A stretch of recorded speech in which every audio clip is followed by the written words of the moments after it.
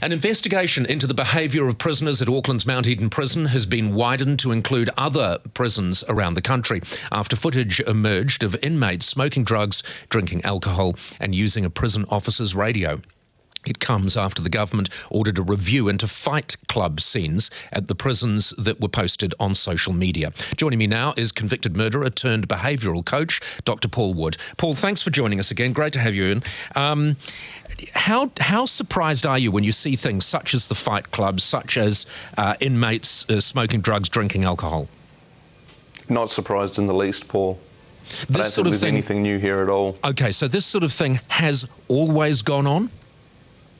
Yeah, definitely. I mean, fight clubs in particular, look, I can't say that's always gone on, but prison is an incredibly violent place. So the fact that violence is occurring in some way, shape or form is no surprise whatsoever. Is it reasonable that it would appear, certainly when it comes to the fight clubs, officers are just turning a blind eye to it and allowing it to go on? Is that reasonable? I would be really surprised if that's actually happening, Paul. My experience of being a prisoner, and I was in prison for a fairly substantial period, is that there are always pockets and places within the prison where the guards can't observe you all of the time. And that there are the opportunities for people to engage in fighting, and that's what happens. I don't think it's the guards turning a blind eye. I just think it's people being aware of their environment and making the most of that. When you hear, and you must hear it all the time as I do, people say, well, how do they get hold of phones? I mean, how is it they're using the internet? How do they get access to these things? Is it actually possible in a large prison situation to entirely rule out that these things at times will be available? I don't think so. We have to remember what the situation is. You've got people who have nothing but time on their hands and who have a strong desire to get hold of contraband. So will spend all of their time looking for opportunities, creating opportunities, pursuing opportunities to access that contraband. And I'm not saying that everyone does this, that's certainly not the case, but a large enough percentage of people are motivated to do that. The stuff's always going to be in there. One of the issues with this, of course, is that there are people who are very hardline about this, and they say, quite frankly, if these people chop each other to pieces, it doesn't bother me. You know, with regard to the fight clubs, you know, these are bad people hurting bad people. Why does it matter? Same sort of people will say, well, they shouldn't get access to any kind of technology at all. The fact of the matter is, at some point, these people are going to be let out into society. Should we be rethinking the access that prisoners have to technology?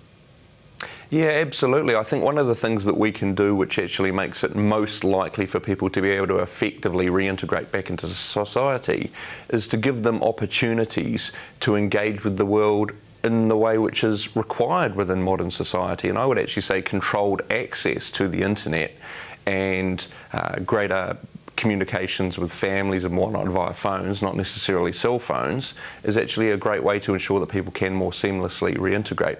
And I completely agree with you, Paul. It's not about what we may think of people in prison and how they should be treated. It's that these people are going to get out and become our neighbours. And do you really want someone coming from such a pro-violent environment to be living next door to you?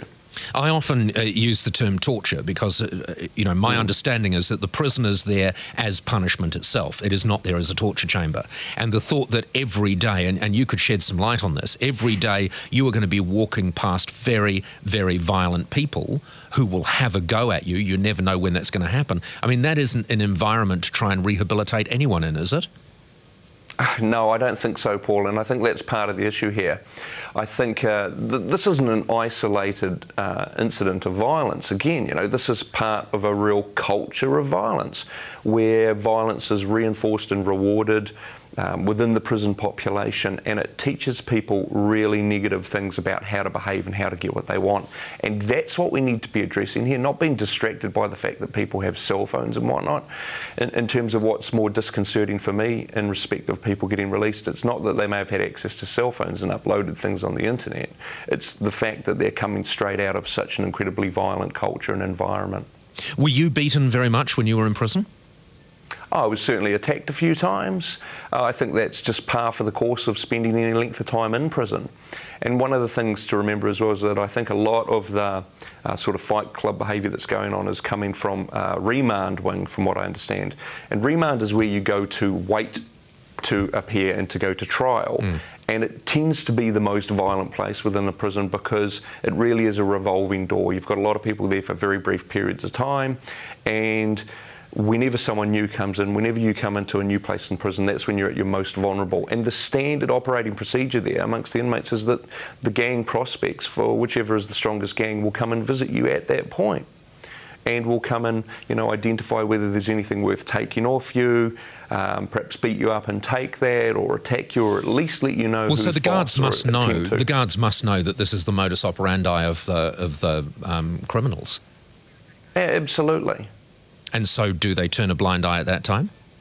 I don't think so. I think that, you know, if they identify that things are going on, they do stop then it. Charges are laid against people. But again, you're talking about an environment where public, private prisons, there are limited resources in terms of how many guards there can be per inmate. And there will always be blind spots in terms of what surveillance can be undertaken. Paul, thank you very much for shedding some more light on that for us. Dr. Paul Wood, behavioural coach.